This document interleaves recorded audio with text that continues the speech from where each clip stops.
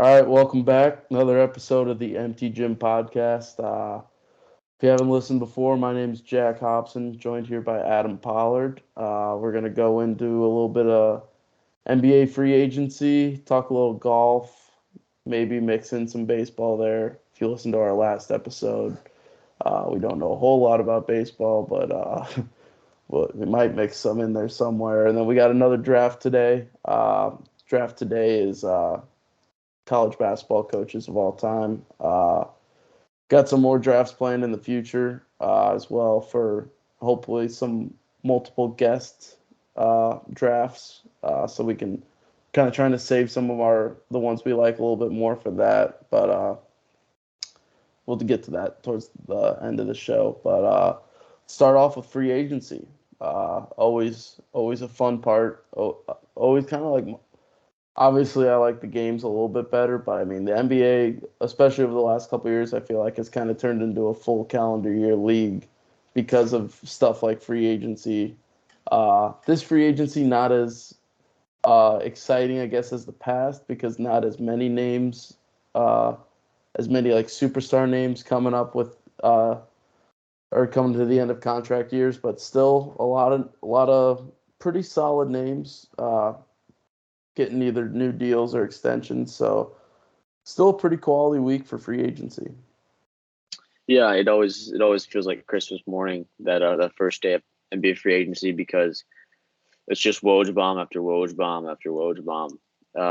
It's always fun to watch and just see where these guys land and see how wrong everybody was about how they were predicting everything and how it was just all set in stone. And that's always funny to watch. Yeah. Um, but yeah, we'll definitely have to beginning of the NBA season do a quick reminder of this guy is on this team because I feel like that happens a lot, especially in the NBA. There's some of those not necessarily superstar guys who sign those deals, but we need to remember that this guy he signed a deal with this team here. He's no longer playing for this team. That would be a good reminder before we do our NBA season preview. Yeah. Yeah. It's with any league, it's always kind of interesting how far in advance they do free agency, which it makes sense because it's right after the season and gives the players and the coaches and the teams plenty of time to kind of prepare for the season with the team that they got instead of doing it like right before the start of training camp or anything. But it does make it a little bit tough on the fans. I feel like you always remember where, like when, for example, I feel like the two of the biggest free agency moments were the decision for LeBron and KD going to the Warriors to his next chapter. Uh, those are the type of ones that you remember at the beginning of the year. But some of these other ones, like you remember seeing them in the moment, but they can kind of slip through the cracks every once in a while. So we'll definitely have to do that. But yeah, I mean, we can just kind of get into it, I guess. Like I said, there weren't a ton of huge names on the free agency market this year, so kind of made it not as big of a deal as the past. Like I know there's been years where it seemed like, I also kind of backtrack a little bit. Uh, Free agency starting at 5 o'clock on the 30th, or yeah, June 30th is kind of nice, but it was always pretty fun when it started at midnight on July 1st, and all those deals started rolling in. But like right, I remember staying up late watching the free agency show and seeing all the deals start to roll in. But so now it starts at 5, which is all right. But I feel like this off season had a lot of what do you call it, extensions and re-signings and stuff. Not as many big names going to new teams, but still very interesting. So I mean, I guess for like re-signings, there's guys like Kyrie re-signing with the Mavs, which was a kind of a crazy deal in my opinion. 3 years, what is it, 126 million?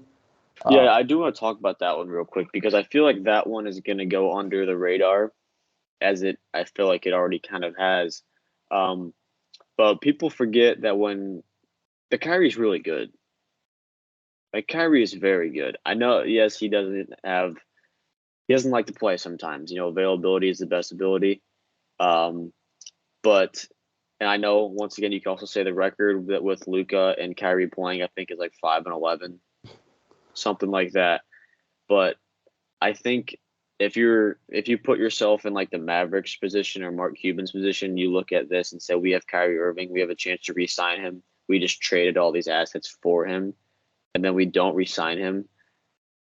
I think you lose Luka at that point. Like, I think this whole Kyrie re-signing, yes, Kyrie's very good, and the Mavericks would love to have Kyrie Irving on their team, but I think it's like the domino effect. Like, hey, we got to re-sign Kyrie so we can keep Luka in the future and extend Luka.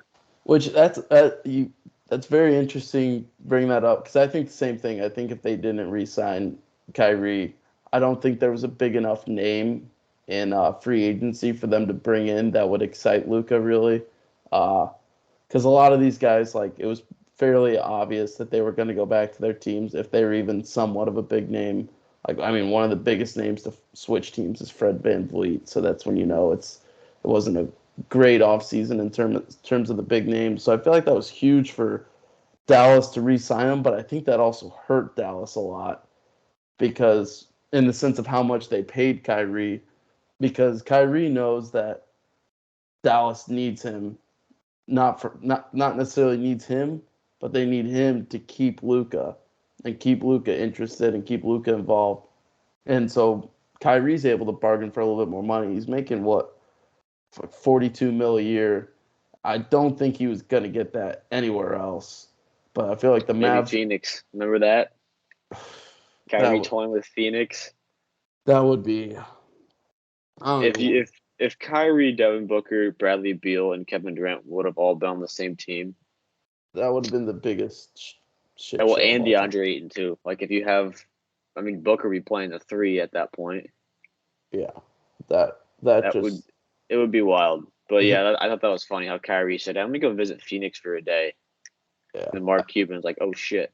I feel like the Suns, and like it does make it, like it kind of adds into it that 2 of them were Nets, but I feel like that would make the Suns almost like turn into the Nets, and obviously in the sense that Kyrie and KD would be there, but also in the sense of like, I feel like the Nets, like 2 or 3 years ago, when they got all these guys, when they got Kyrie and they got KD and they got Harden, it was like, we're just going to throw a hodgepodge of players in there and hope it works out. And I feel like if Kyrie did go to Phoenix, it would have been the same thing. It would have been just like, let's throw 4 superstars on a team, or maybe they're not all super, like maybe Bradley Beal and Kyrie aren't necessarily superstars anymore, but throw 4 really, really, really good players on a team and just see if it works. And I do not think that would have worked at all. But as a Phoenix area resident, I would have loved to see it.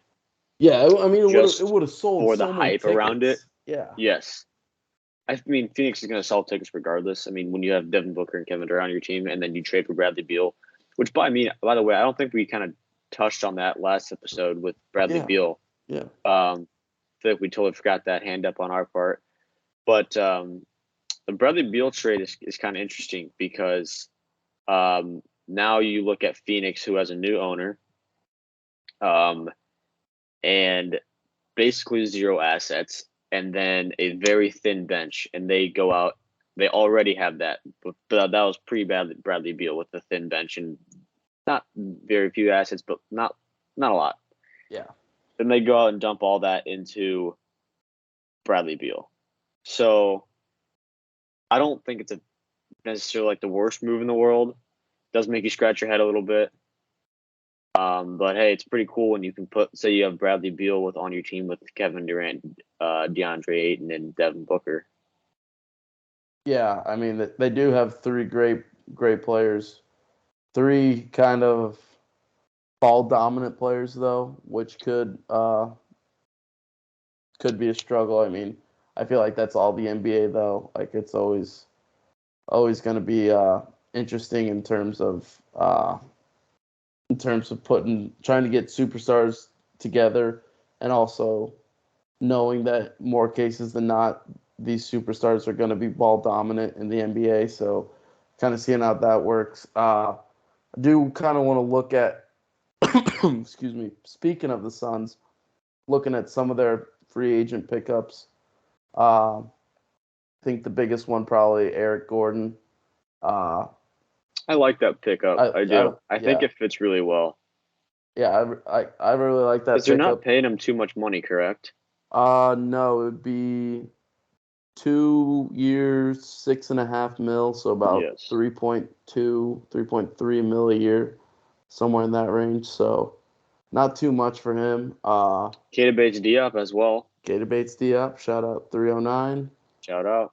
Uh, They Damian do lose Lee. Corey Craig though to the Bulls. Yeah, That's something that I think I mean, it's not like the worst thing in the world for Phoenix, but Torrey Craig was a very solid role player who they did not pay a lot of money to. yeah, Um, and that's what you want in Phoenix right now is if we want guys who we don't have to pay a lot of money to, but who can still put up good numbers and give us good minutes. And I feel like Torrey Craig was one of those guys. yeah, because they got a lot of money tied up in three guys right now. A lot of money. A lot of I think they're really over the four. luxury tax with just four guys. Yeah, I was gonna say With because Booker, Durant, Beal, and Ayton in there because he got paid what end of last season, like around there, right? Because there was that whole yeah, debates of like, oh, is Ayton going to leave? They're going to trade Ayton because they haven't extended him yet. yeah, But yeah, but Phoenix is just shoving out money to people right now. So Phoenix Suns, if you're looking for a bench player, I could be a ninth man for you.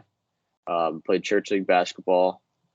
Averaged pretty good numbers there. I don't know how well that'll translate to the NBA, but I'm free and I'm available to come play for you guys. I mean, at some point, like they might have to go to you because they don't have I already I live near the area, so they don't I'm have much on the roster right now. So they uh, did sign Yuta Watanabe from the they Nets. they did do that. I'm trying to see. I can't remember who they drafted. Um, Nobody, I don't think. yeah, made one pick in the 2023 NBA draft, taking Dayton's Tumani Kamara at 52nd overall. Okay, how's yeah? Uh, so let's see. So you got those four guys. You got Eric Gordon, Damian Lee, Keita, Drew Eubanks. Where did he go to college at? I feel like I know where he played at. That name does sound familiar. Let me fact check. I'm looking at Sport I Track maybe right I now, or Spo Track, and he went from Portland to Phoenix. So that might be the reason why that I'm thinking that he went somewhere out west, and I'm just like making that up in my brain. But I do feel like Oregon State. so I was right. All right. You were right. Chimeze Matu, Josh Okoji, and as you mentioned, Utah Watanabe. Okogi's a good player though. He's been playing well for him. I think that's an underrated like sleeper guy that you don't have to pay a lot of money to that's already on your team. Yeah, yeah. Doesn't look like they have. I mean, it's obviously when you got four guys holding up that much money, your bench is going to be tough. It's it's going to definitely be a weak point for them. Like It's you almost said. like the it was like I want to say around 2010, 2013 when the Lakers bench had nobody on it and Robert Sacre was just laying down on like all the seats. Yeah, yeah, I do remember that picture, but yeah, So I yeah, mean, Phoenix is going to be interesting because that'll be one of the teams that just like if it works, it works. Like they look like geniuses. Um, but if it doesn't, it's going to blow up in their faces, and it'll just be interesting to watch that throughout the season. But yeah, it'll be something to definitely keep an eye on. yeah. So now, I guess some other ones like we mentioned, Fred VanVleet signing a big deal with. Sorry, my thing's reloading. The Was it Rockets. the Rocket? I wanted to say Yeah, the Rockets, and I was scared that I was going to be wrong. it's a But 3-year, just under 129 million dollars. yeah, so he's making over 42,000. Let's see, we got Kyrie Irving. We already mentioned that. Dylan Brooks. I So Signing with here's the the thing about Rockets. with the Rockets this year. I think they killed the draft, getting Amen Thompson and then the Cam Whitmore steal. I like that a lot. I do like the thought process behind the Fred VanVleet signing. I think he might have got a little overpaid, but I mean he did win a championship, and he is a vet now. But I think what Houston saw was like we have a bunch of young guys, like very young guys. They're a very young team, and we need to bring in some championship caliber veteran leadership. And I think VanVleet was like the guy for that. Like I think it's a perfect fit. Yeah. I think I'm that's not the biggest Dylan Brooks fan in the world. That kind of scratched my head. Yeah, I mean, there were jokes and stuff that you like learn how to speak Chinese or whatever. Yeah. But I mean, like, obviously it gets magnified in the playoffs. Like, he's a solid player. I mean, that season or that series I against think the defensively Lakers, he is. yeah, defensively he's a solid player. That series against the Lakers, obviously, it's wasn't great by any means. And the thing is now, I feel like we're going to see an even scarier Dylan Brooks now because he doesn't have anything to lose. Yeah, He's already that's getting true. paid. There's no worries about. I mean, the Grizzlies came out and said, "Yeah, we're not re-signing you," and that was like when he was still playing for them, like when they were physically still in the playoffs, I believe. Yeah, They're like, "Yeah, we're not going to re-sign you."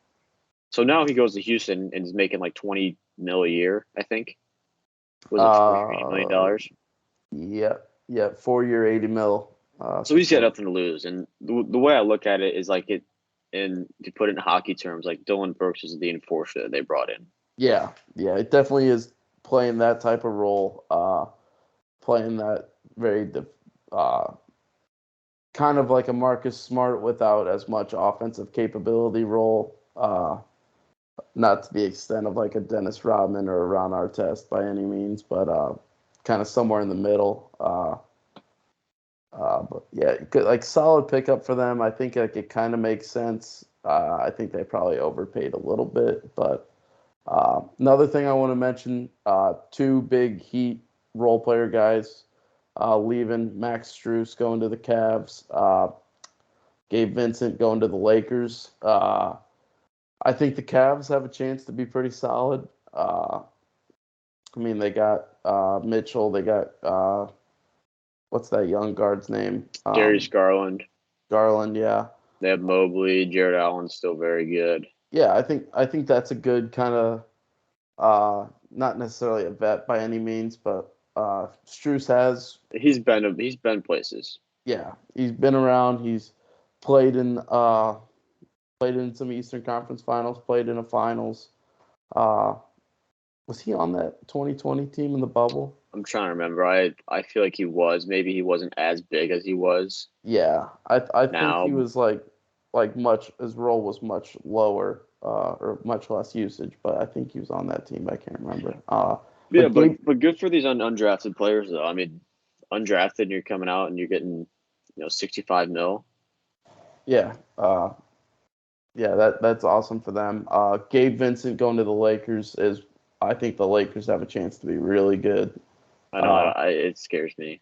Bringing back Rui, bringing back playoff Reeves, obviously LeBron and AD.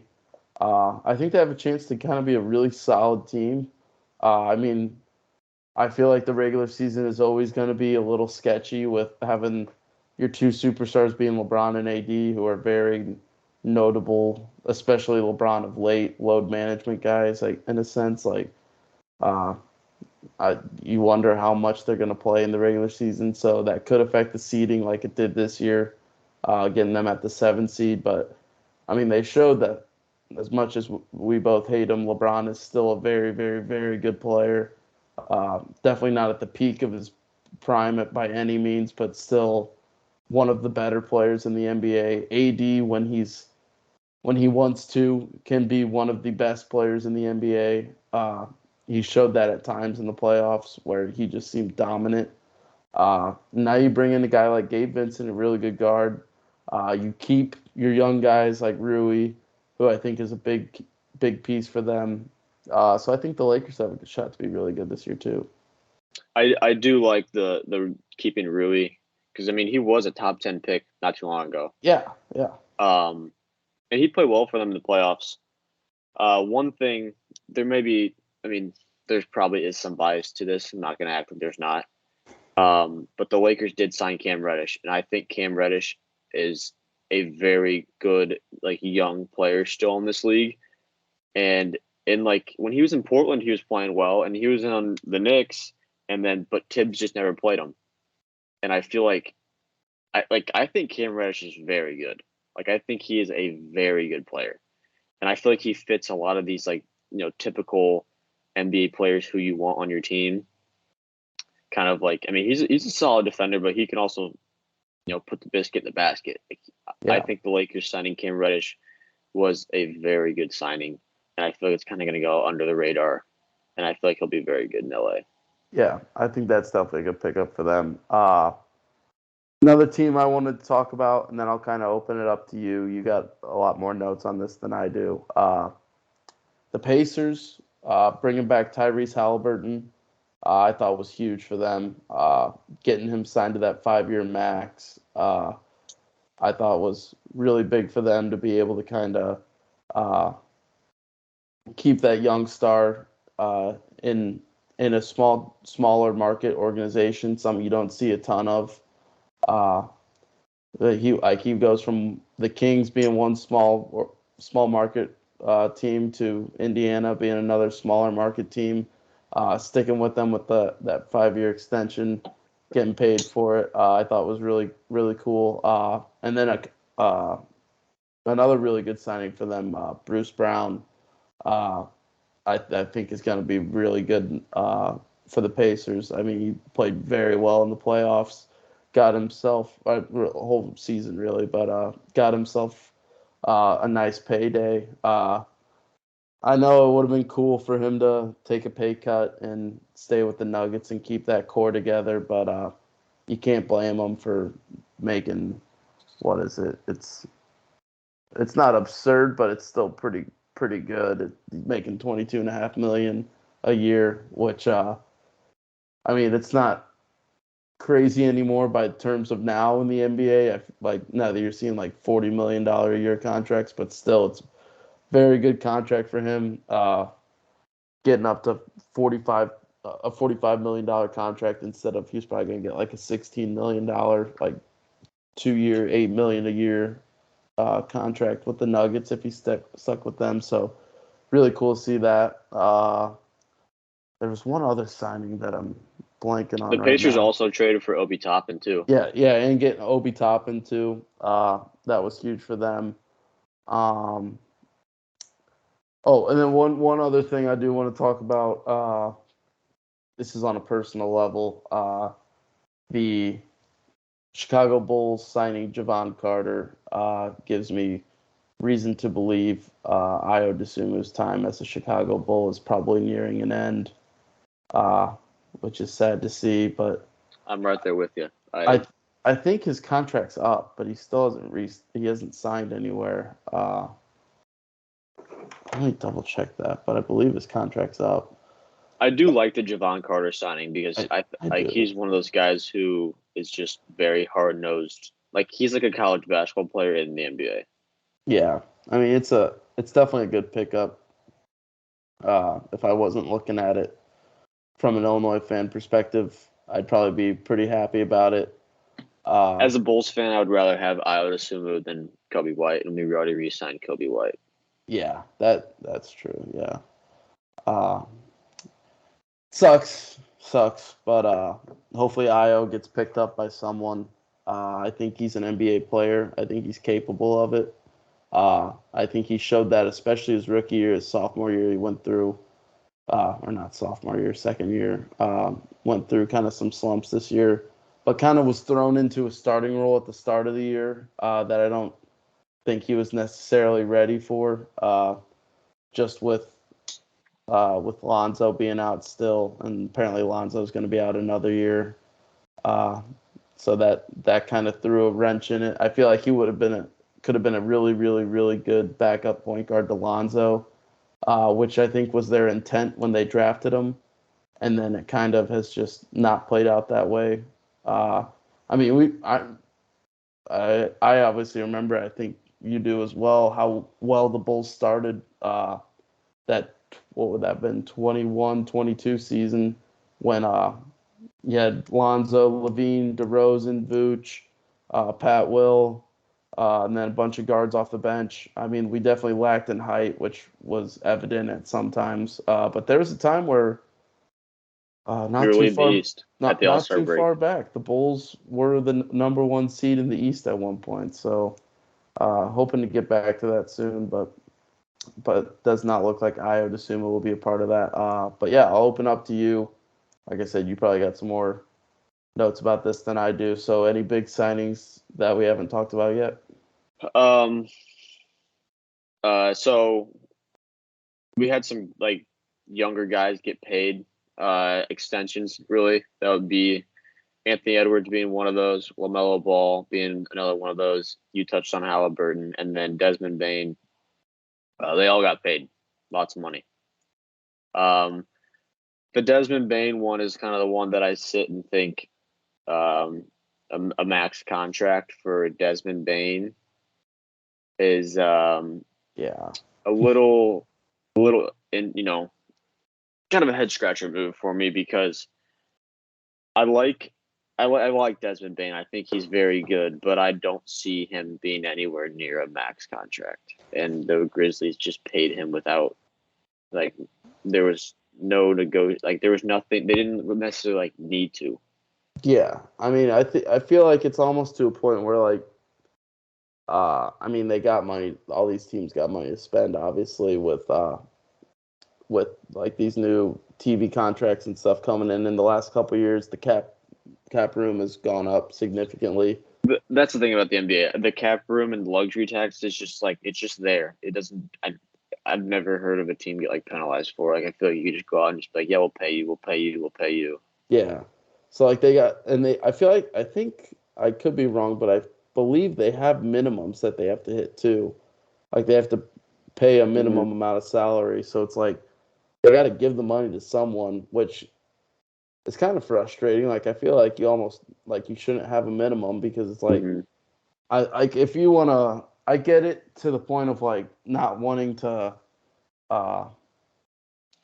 wanting every team to be competitive and not allowing teams to kind of just sign a bunch of guys to vet minimums and then end up tanking all the time. But at the same time, it's I guess I could just wish the minimum was a little lower or something like that. Because some of these guys, I'm glad for them personally that they're getting this money, but they just do not deserve it. And in some cases, seeing some of these guys, and I know inflation and stuff, it's different time, but seeing some of these guys who are getting more in a contract than Michael Jordan got in his whole career is just kind of absurd. Like I said, I know it's different time, money changes throughout years, but it is kind of crazy to see a guy like Desmond Bain who is making more in a single contract than the greatest player of all time made in his whole career. So yeah, like you said, I do know exactly the reason behind it all, but it is still wow, times have changed. I guess I just want to go through a couple more, and then I'm gonna open it up. Well, I guess to some guys who I'm looking at the list. I didn't realize they signed. Yeah. So we have Cam Johnson getting paid in Brooklyn. I think that's a good signing.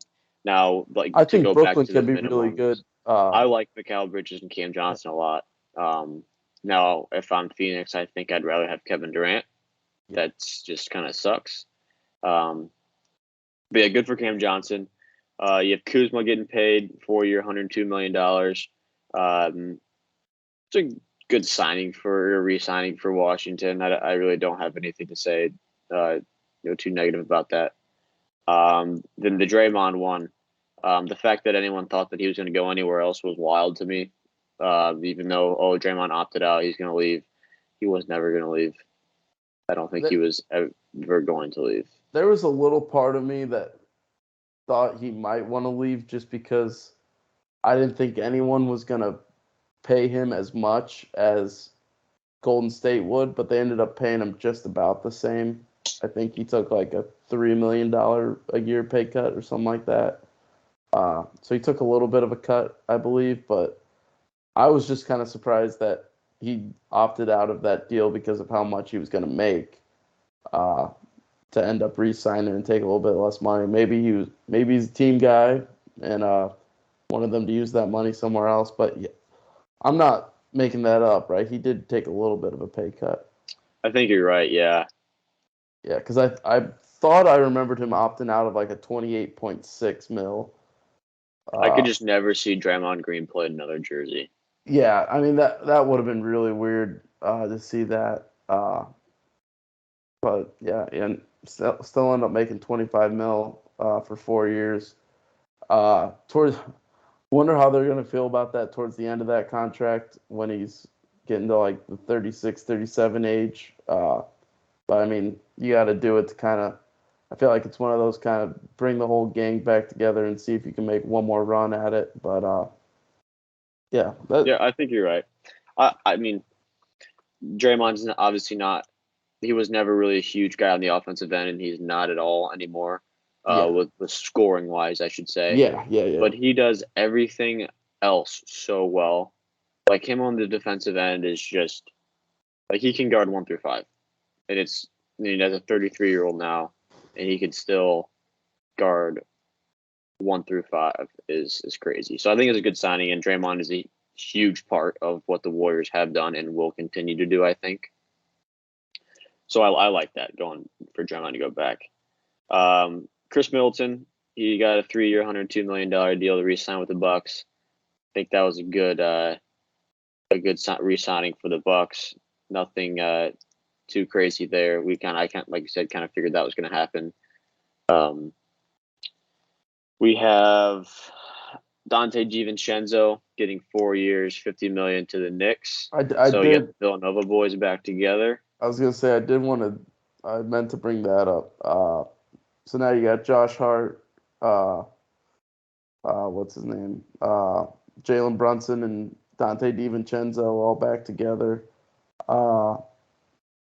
Do the Knicks fire Tibbs and hire Jay Wright? If Jay Wright says like, hey, yeah, I'll come and coach, yeah, but I don't think he will. Yeah, I didn't think that would be pretty cool. And then they re-signed and then they just go out and trade for Mikal Bridges. Yeah, that's I don't. Did you see the thing on Twitter with like Josh Hart and Mikal Bridges tweeting at each other, trying to get Bridges? I know it's a joke. There's obviously no way that Mikal Bridges is going to go there. The Nets turned down 4 first-round picks for him, like after they traded for him, which is crazy to think that Mikal Bridges is worth 4 first-round picks. And I do like him a lot. I think he's very good.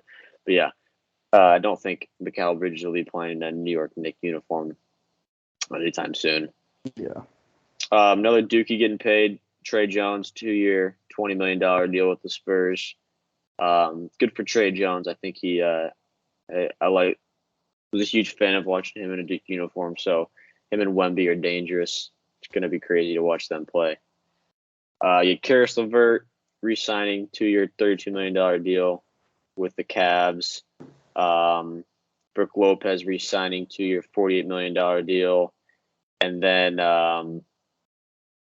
one that I guess I didn't even know happened is Grant Williams signed a 4-year, $54 million deal with the Mavericks. Just now figured that out. Well, wasn't that a sign and trade, I think? I don't think so.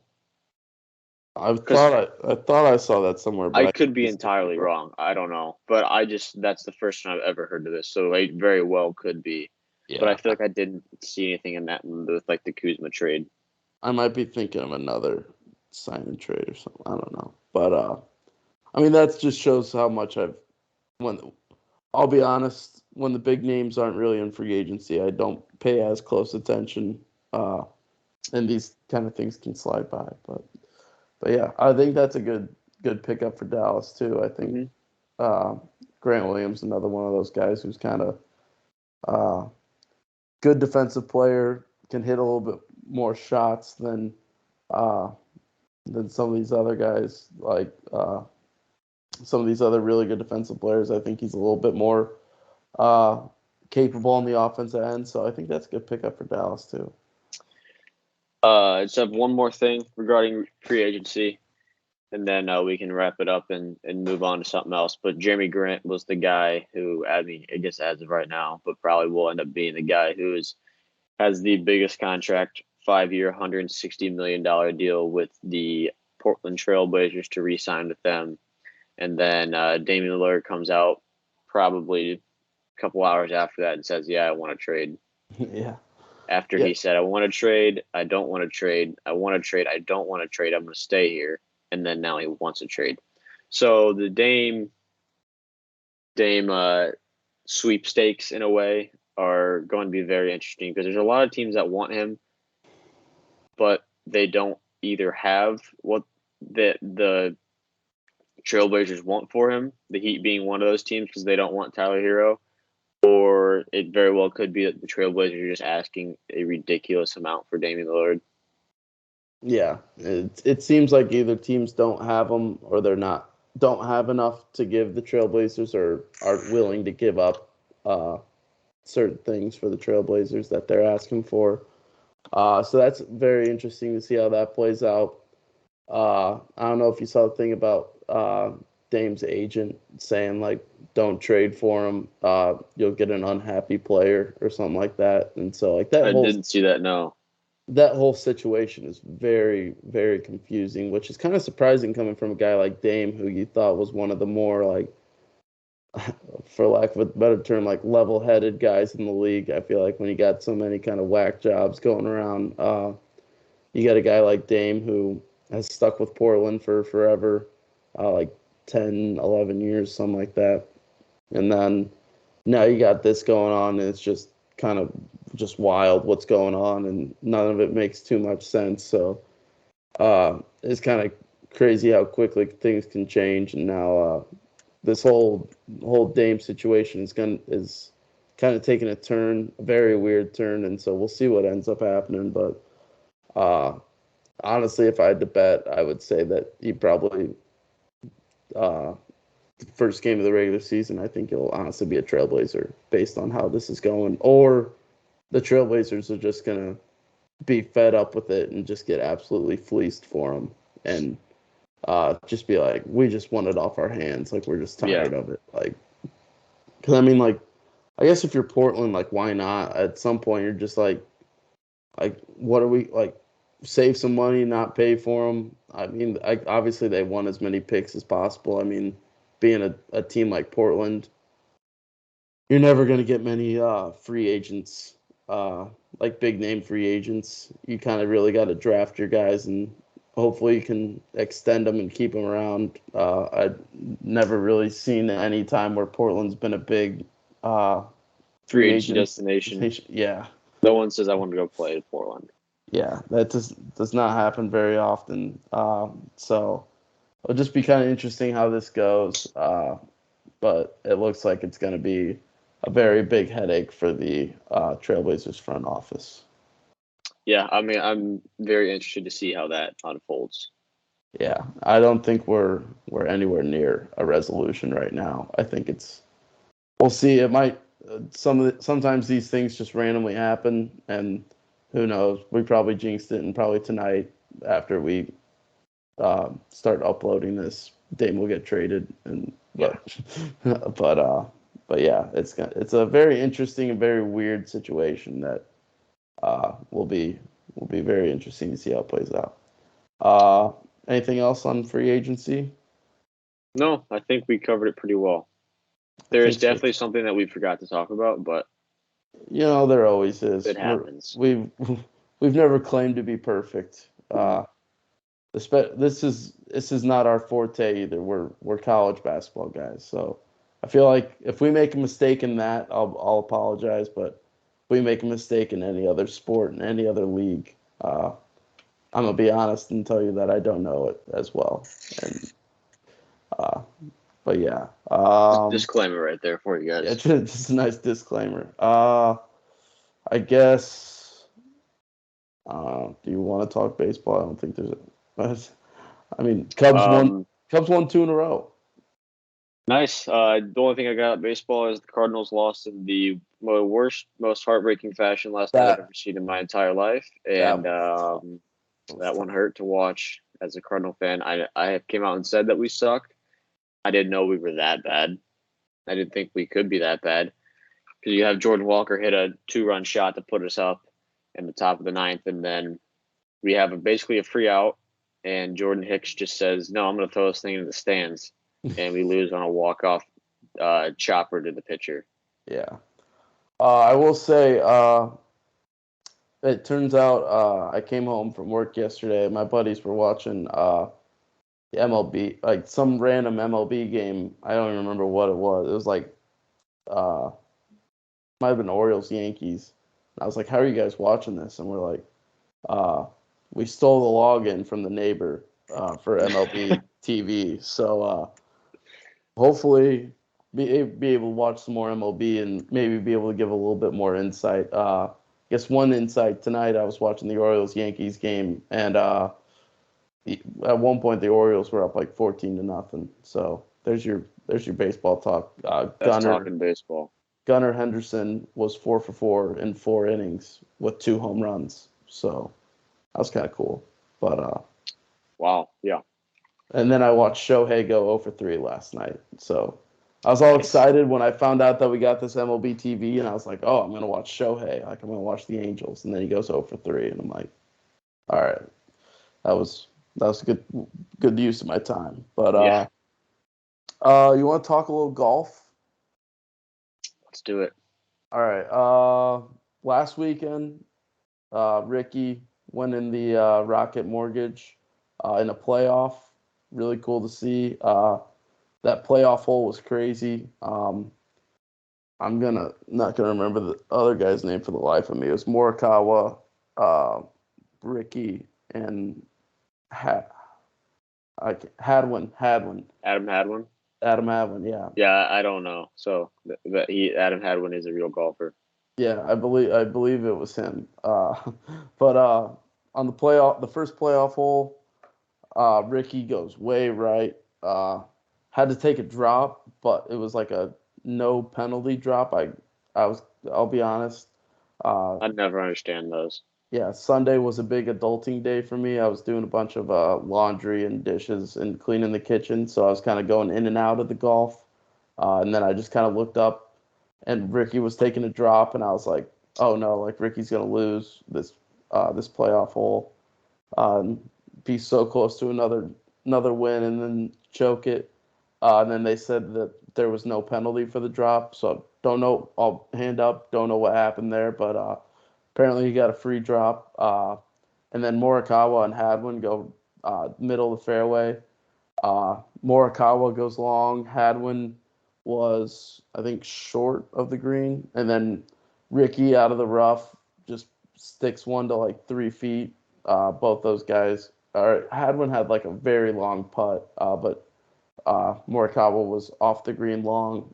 Morikawa did not chip in. Hadwin didn't make his like 40, 45-foot putt. And then Rickie tapped in for birdie to win his first tournament since the 2019 Waste Management. So I thought that was pretty cool. We've seen Rickie, especially this year, get really close and not quite be able to get that first win in a while. So it was cool to see Rickie get a win. Yeah, Rickie's all the way back. It's really good to see him because like you said, he's been playing very well the past month and a half. But it's good to see him finally win one. I think it was like 1,600 days in between his last wins, like you said, the Waste Management, and then now the Rocket Mortgage. So good for Rickie. I'm a huge Rickie guy. Never bet on Rickie. Never bet against Rickie when he's wearing orange. Sorry, I need to back Yeah. up there. Is the Rickie orange the new Tiger red and black? I think it always has been. Yeah. But he's played his way into potentially he's right on the cusp of that Ryder Cup qualifying. Uh, I think there's a solid chance. It always feels like there's a couple guys that are always going to be captain's picks. Like, I don't think Spieth is in that top 6 right now, but he's almost a guaranteed captain pick. JT, I feel like, is always a guarantee to be on the Ryder Cup.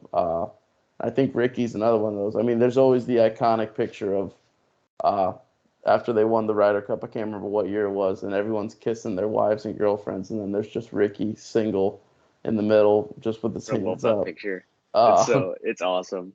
so hoping this tournament, this win, and then hopefully another good showing in a couple weeks at the Open, gives him a chance to kind of catapult into that Ryder Cup contention, because I think it'd be cool to see him there. Uh, but yeah, also I do want to talk about, are we good on the Rocket Mortgage? Yeah.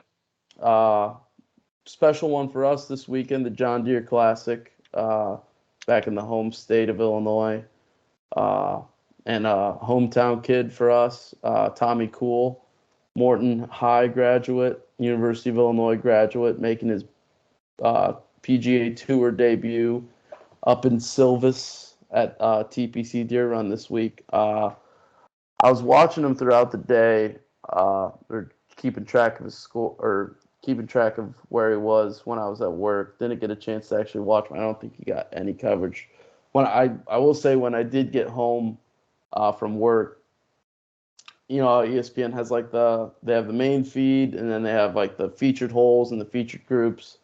So Tommy was in like the last or second to last group of the day, and he's coming up to the 14th tee, which is one of the featured holes. And so I turned that on, and I'm getting ready to watch him. And as he's coming up to the tee, like right before he got to the tee box, the coverage was like, "All right, that's it for the day. Thanks for joining us." And I was just like, Really? "What are we do? Yeah. What are we doing? I got the goat coming." My computer is going very slow right now because of Skype and Google Chrome taking up a lot of usage, so I can't see what he ended up at. I know he was even through. I believe he ended 16. up 1 under. He ended up 1 under. I believe so. I can fact check that, but I believe that's what he finished at. Yeah, I know he started out hot, got the 2 birdies on 1 and 2. Yes, 1 under. Then bogeyed 4, bogeyed 13, or bogeyed 12, bogeyed 13, birdied 15, and then did he birdie 17 or 18? He birdied 17. 17. All right, ended up 1 under. What is he in position wise? He is T64. T64. All right, in a solid spot to make the cut. Tees off at 6:57 a.m. All right, yeah. So we'll be watching Tommy. Good to see a local kid make his tour debut. Hopefully this is the first of many. He played well in his first event on the Canadian tour, so excited to see that. I mean, it's the John Deere. Not gonna get many names. A lot of guys are already over in I can't remember if it's in England or Northern Ireland or Scotland this year for the British Open. I know they rotated a little bit. But most of the guys over there across the pond getting ready for the Open in a couple of weeks. So never going to get too many names at the John Deere, but should still be a fun tournament. Fun to watch Tommy. Hopefully he does well and makes the cut, plays into the weekend. Yeah, it's very cool to see. ESPN needs to get a picture of Tommy Kuhl on their app and their website, because right now they just have a gray figurine. So ESPN, I know you guys are avid listeners of this show. So number 1, fix your coverage. Number 2, put a picture of Tommy Kuhl. Yeah. If I watch tomorrow, I mean, he's teeing off early in the morning. There's no excuses. There'll be coverage all day. If I don't see Tommy Kuhl tomorrow, ESPN is officially going on the hate list. And yeah, which is not a list you want to be on. Not a list you want to be on, but like I said, really cool to see Tommy in this. Hopefully he does well. Hopefully he can turn this into some points of some sort. I don't know how that transfers from the Canadian Tour to the Corn Ferry to the PGA Tour, but hopefully this is the start of a long professional golf career for Tommy.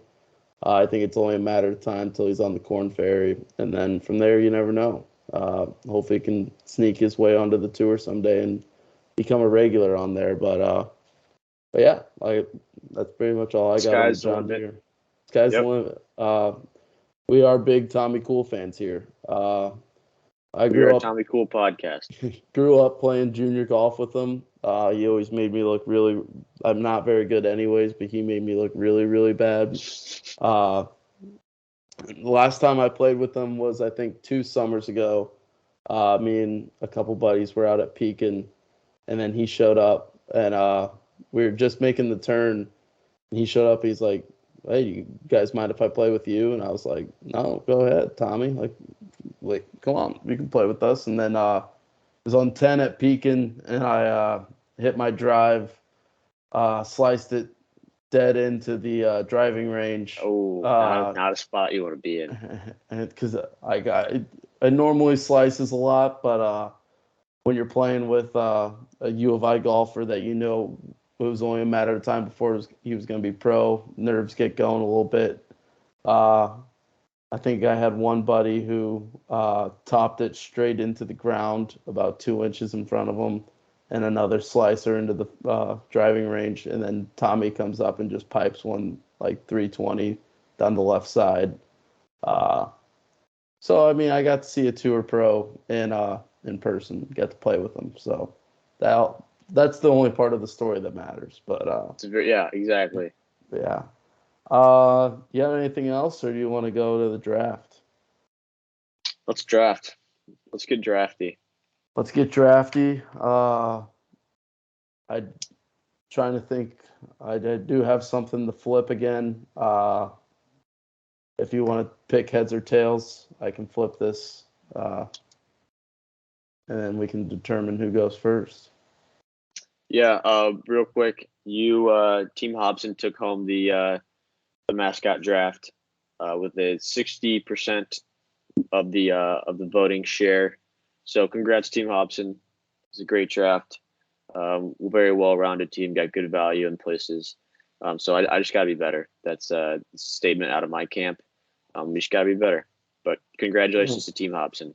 Thank you. I do feel like it may seem weird that I feel like I'm going to say this, but I feel like it's easier to win when you have like a 4-person draft than it is a 2. Just 'cause, like, I know there's less competition. Like, obviously, like if you look at it purely statistically, for these 2-person drafts, it's 50-50. For a 4-person, it's 25%. Uh, but I think like when you do those drafts, and like I was very skeptic of my draft, but I was like, you're when you only going up against one person, you try to put way too much strategy into it that you don't need to, and then overthink so many picks. Yeah, no, When I you agree. when you got like the 4-person and like you're deciding between 2 or 3, and you're like, all right, uh, I know whichever one I pick, I'm not going to get the other 2 back once it gets around to me.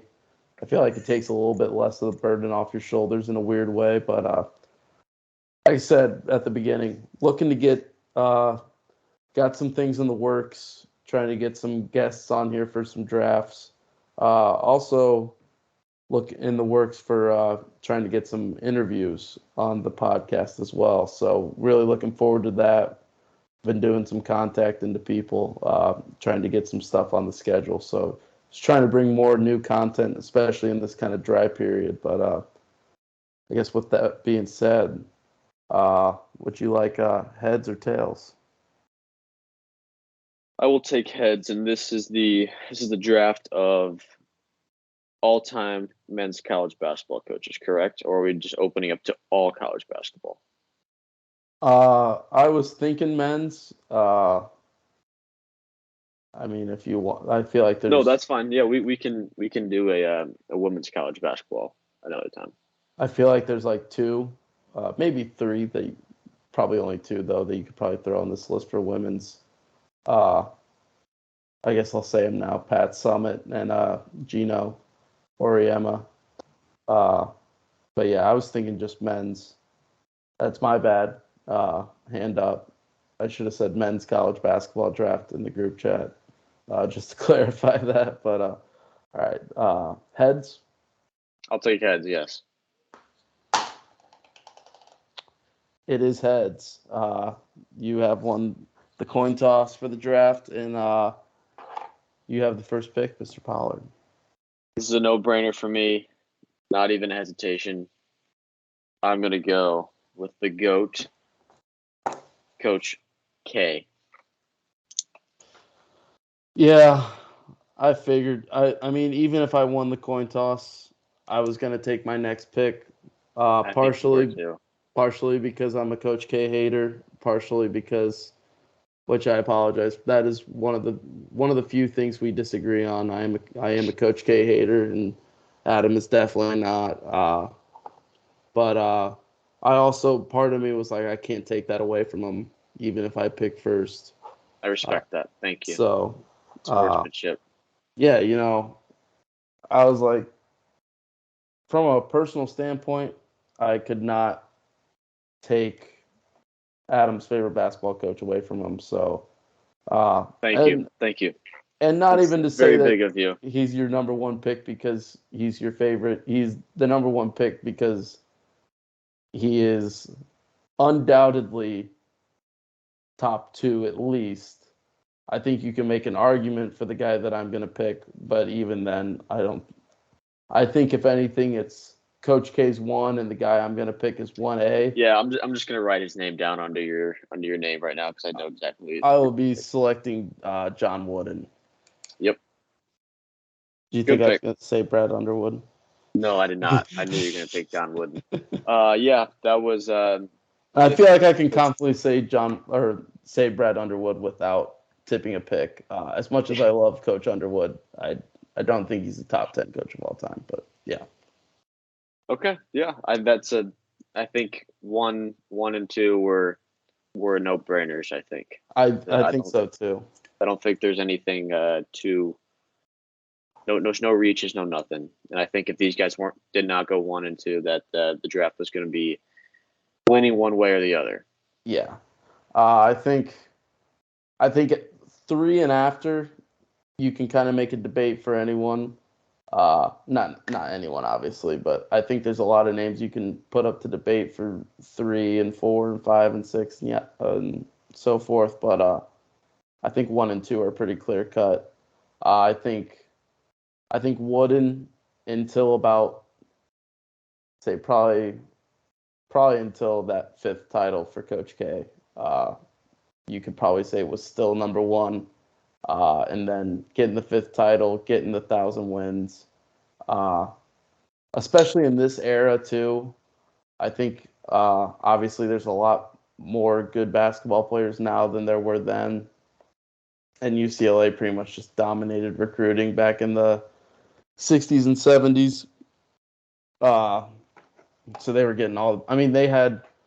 Uh, I just recently was watching the Bill Walton documentary, and I think they had. Oh, boo! He was he was But keep not going. not the number one recruit in the country, but I think he was like top five, top 10. Who came in and went to UCLA the year after Bill Walton, and it's like you're coming in knowing that you're not going to start a single game because you play the same position as the undoubtedly number one pick in the league, and he still went to UCLA. So that just kind of shows the kind of hold that John Wooden had on recruiting in college basketball then. Also an Indiana guy.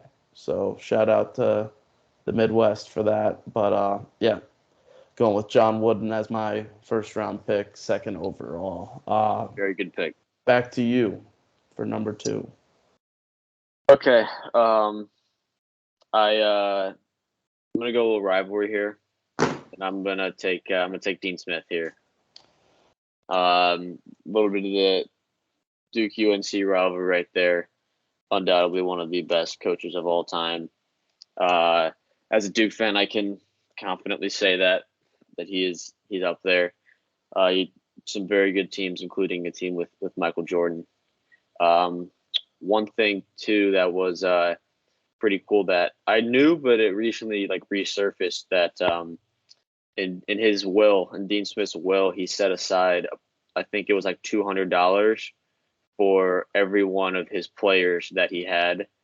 I believe it was just at North Carolina.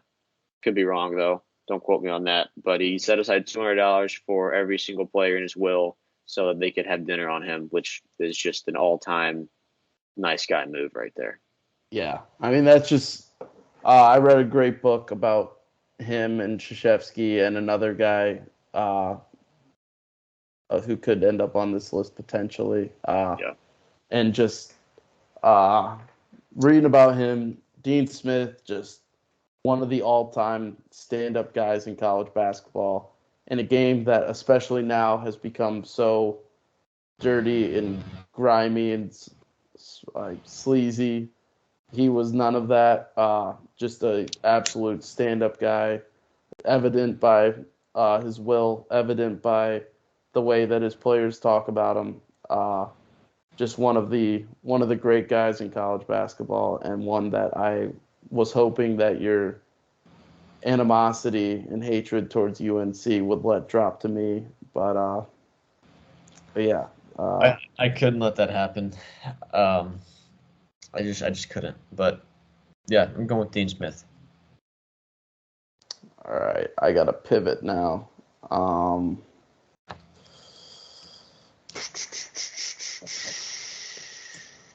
But I was not expecting you to pick that.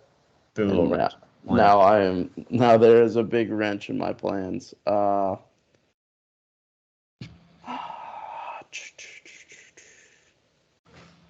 Oh, I'm gonna go.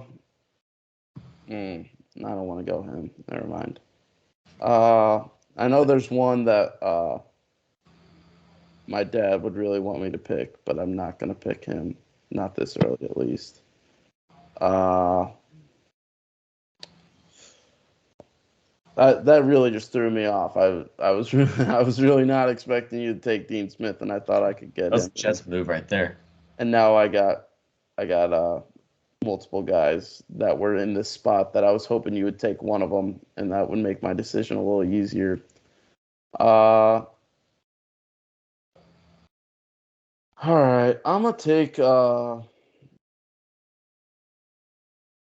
what? I'm gonna take Boeheim. You know, I don't love the pick. I got thrown for a wrench. I don't really like that I'm picking this. But he is one of the few guys with over 1,000 wins in college basketball. Only one national title kind of hurts him. But I think Boeheim's up there. I know he has some shady stuff around him, and both on and off the court. But yeah, I kind of hate that pick already, but it's on the board now. So Jim I like that pick as a very. I'm an avid fan of the 2-3 defense, the 2-3 zone. I don't think I've said on this podcast, but I'm a huge fan of the 2-3. We have had arguments about man versus 2-3. I'm stamp myself as a 2-3 zone guy. I absolutely love it, and Boeheim played it to just perfection. When you think of the 2-3 zone, you think of the Blessed Sacrament Tars, and then you also think of Jim Boeheim.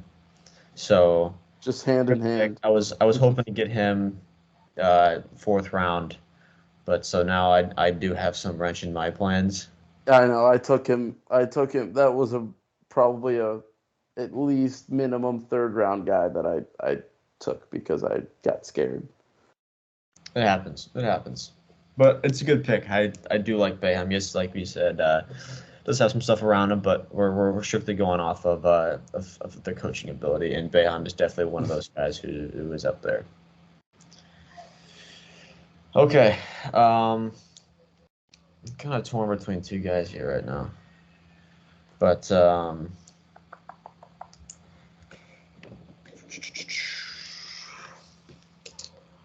I'm going to go. I'm going to go with the legendary Indiana coach and Bobby Knight.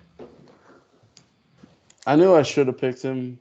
That was the guy I was torn between Boeheim and him.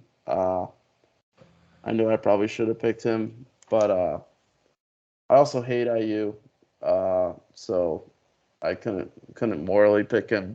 Unlike you picking Dean Smith, I have morals and I can't pick Bobby Knight, but undoubtedly a great coach. 3 national titles, last undefeated team. Probably it's a record that seems like it might never be broken. I think 2015 Kentucky. Almost was it 2015, right? Yes. 2015 Kentucky almost did it. 2021 Gonzaga almost did it. Shout out 2020 San Diego State almost doing it. People forget about that. Almost didn't quite make it through the regular season, but yeah, it's undoubtedly one of the top coaches of all time. I'm looking at this draft right now, and if I played this draft right with the first pick, I should have gone with Wooden, and then you with your morals would have left Coach K for me, and then it would have opened up my draft board 10 times more. Yeah, if you had number 1 and you took Wooden instead of Coach K, I was gonna take Coach K. Makes me feel better.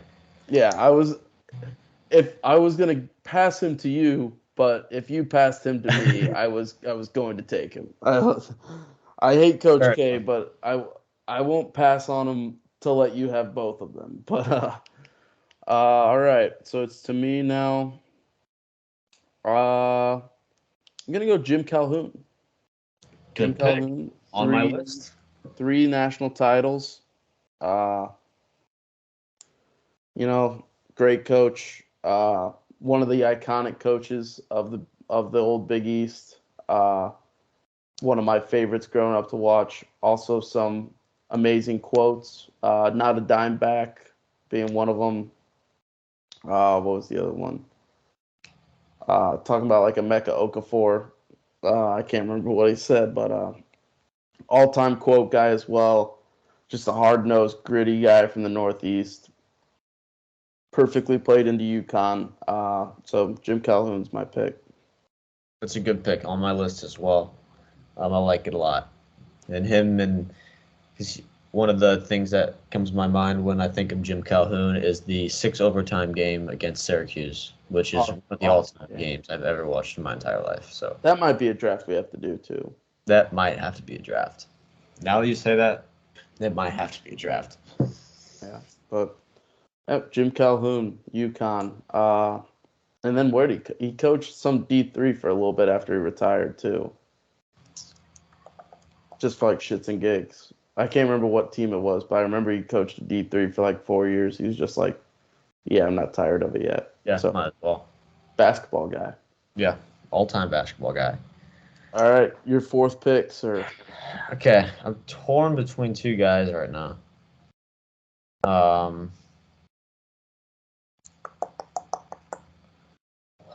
Okay. I don't know if I can do it, but you know what? I'm not going to do it. Thank you. Never mind. I think I might do it. No. Yeah, I'm going to go Roy Williams. I probably shouldn't have said anything. 2 UNC guys on my list. Who would have thought? But it happens. I definitely have more of a. I should say this. I don't have a gripe against Dean Smith at all. It was before my time. But yeah, Roy Williams and I have some issues. But I'm strictly looking at his college basketball coaching ability, and he definitely deserves a spot in my draft. I should say. Yeah, that was who I was going to take next, which now throws me in a pivot. But yeah, one of the all-time guys. Another kind of similar story to Coach Smith. Went to the Final Four several times and just could not get that national championship. Finally gets it in 2005 with North Carolina, and then after losing that 2003 national championship to Syracuse, which kind of threw everything into a whirlwind when he took the North Carolina job. Bill Self takes the Kansas job, and then Bruce Weber comes to Illinois. So that kind of hits home a little bit. But, yeah, Roy Williams, awesome coach. What did he end up winning? 3 national titles? I think you're right, yeah, because he had won 2018. Yeah. They lost in 16. And It was 17, 09, and 05, I think. I don't know. Yeah, because Villanova won in 16 and 18. He won in 17. Then they won in 09 and then 05. Yes. There might be a 4th sprinkled in there, but I think it was just 3. But yeah, another all-time coach. Now I am lost.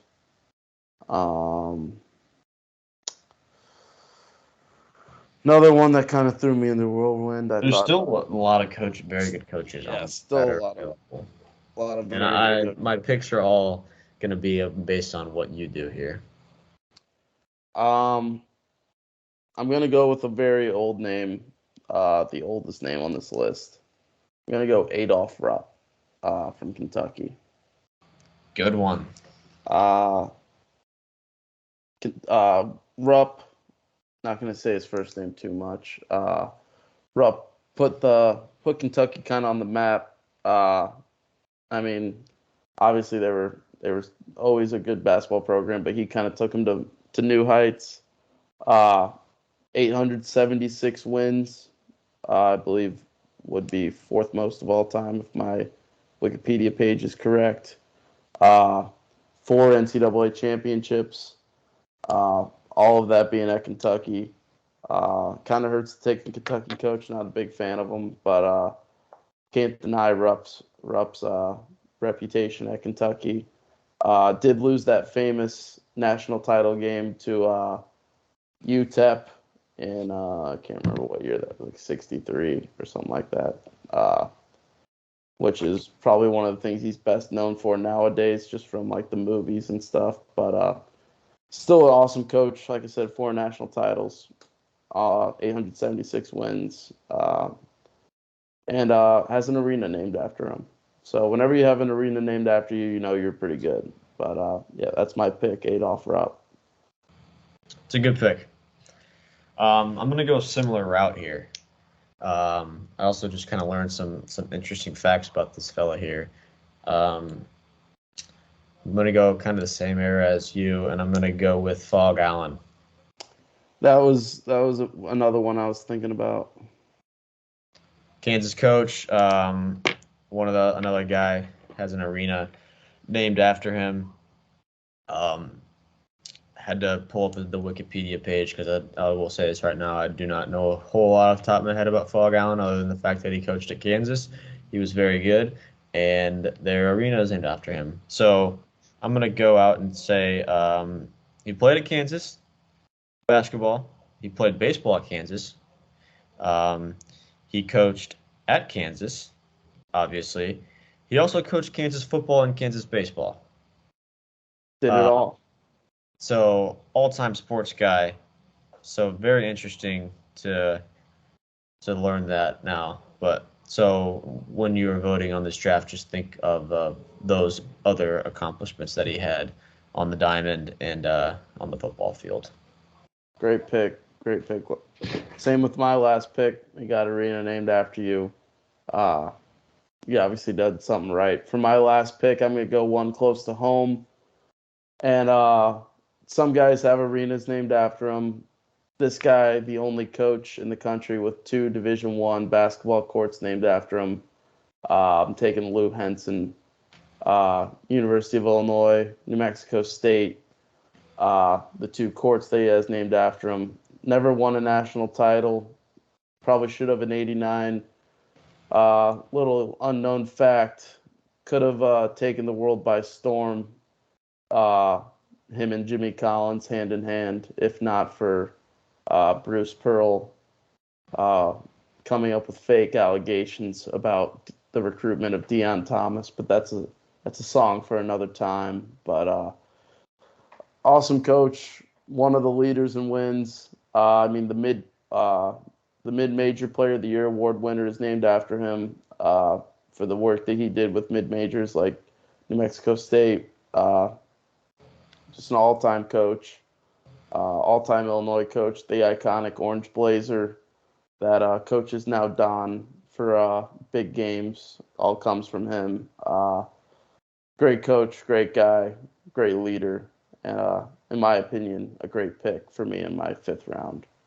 Yeah, I agree. I have nothing negative to say about that. I think that hits home for you, too. It does hit home. You got some honorable mentions? I do. I have 2 guys well, 3, actually, sorry. Forgot one of these guys didn't get picked. Tom Izzo. I was going to go Tom Izzo in the 4th round. Ended up taking Roy Williams. Was probably the better pick, and it definitely was the better pick. The morals kind of came into the conversation there. Glad I went that route. But Tom Izzo, great coach. An emotional one here, Jimmy V. Had him on my list as well. And then the final name that was on my list and on my big board is John Shire.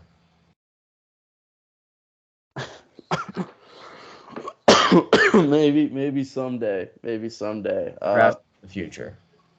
Yeah. If we still got this podcast going in 20 years, maybe he can sneak onto your board. Guys, from me, Tom Izzo was one that I was thinking about. I probably could have taken him in my 5th round. Went with the hometown pick instead. Another guy, probably an unpopular guy, but can't denounce his success. Slick Rick Pitino, proud name sponsor of the Rick Pitino Mail It In Award. Yep.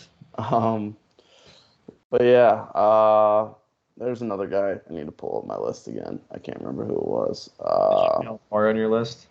Calipari? Jim Calipari? I did not. Me neither. I did not have him on my list. One that I had on my list for fun, Jerry Tarkanian. Good coach. Never was going to make it into my draft unless some obscure things happened. But great coach at UNLV. Iconic Tark the Shark with the towel. That was more kind of just a fun honorable mention to put on there. But definitely some great coaches that we missed as well. But I feel good about my picks. I think we hit the nail on the head there. Izzo could have definitely snuck his way on this list, but I feel like for the most part we did pretty well. Yeah. All right. I don't think I got anything else. You have any shout outs? Oh, I always forget about the shout outs. I need to come prepared. I know. I forgot my shout outs today too. Shout out America. Yeah, shout out America. So shout out America, and shout out, I think we already shouted him out last episode, but Joey Chestnut. Yeah, another winner. 16th mustard belt. 8th in a row, I believe. Second straight 8-peat. 2 8-peats. Or 2 8-peats, yeah.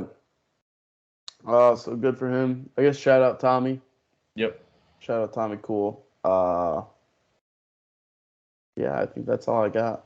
I do have another shout out. Shout out Wesley Gibson. Wesley Gibson is a shout out of mine. He was the man of the match for the Peoria City USL team. Man of the match a couple matches ago. They actually won 2-0 last night in don't know who they played, can't remember, but there was a lightning delay. So for the lads to come back and rally there in a lightning delay, and it was raining. So shout out the Carp and shout out Wesley Gibson. Shout out the Carp. And also shout out Wes. All right, I think that's all I got. Let's see. So I guess that's a wrap on this one. Like I said, we're working on getting some interviews, working on getting some guests for some drafts in the future. We got some good ideas lined up. Just gotta knock out some scheduling issues with that. Kind of, we threw this list together late for this draft as well. Disclaimer, we came up with it about 10 minutes before we started recording. True.